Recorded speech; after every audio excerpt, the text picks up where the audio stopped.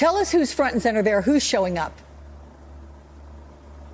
Hey, Alex. Yeah, so just in the last hour or so, more individuals have started to show up, more armed individuals. I'm just going to show you here. Our great photog, Mark Ringo, is going to show you the crowd. You've got individuals with long guns, and you have some others who are much more heavily armed. You see the gentleman in the red shirt there. He's got a long gun, another with a long gun, a handgun, and several magazines. I've counted at least a dozen or so of these more heavily armed individuals. Of course, concealed carry is also allowed here in Michigan, so some may be carrying arms that we are not able to see.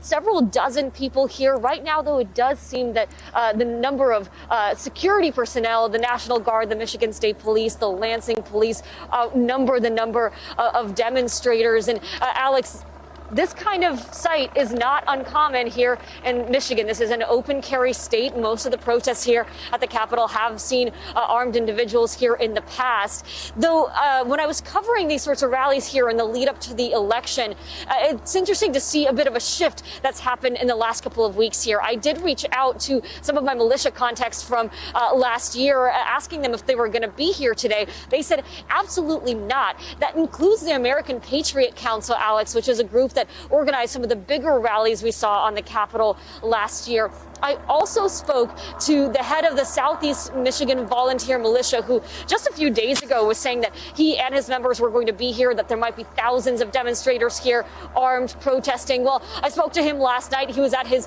vacation home quite far away from here. He said he wanted to get as far away from the Capitol as possible without having to go to Canada because he was concerned about what he might see here today. He was getting intel from some of his sources that the Boogaloo Boys and the Proud Boys would be here, and we are seeing some of those members, the Hawaiian shirts indicating potential Boogaloo Boy members. He was concerned about what they might do, and he did not want the militia to be associated with anything that might happen here today. Take a listen to some of that conversation.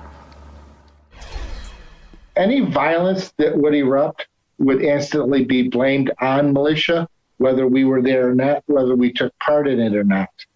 And with elements within the new administration already keen on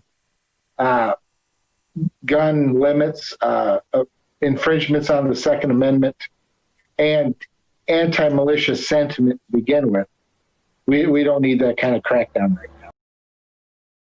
Hey, thanks for watching our YouTube channel. You should know that you can follow today's top stories and breaking news and catch up on your favorite MSNBC shows all in one place. Download the NBC News app today.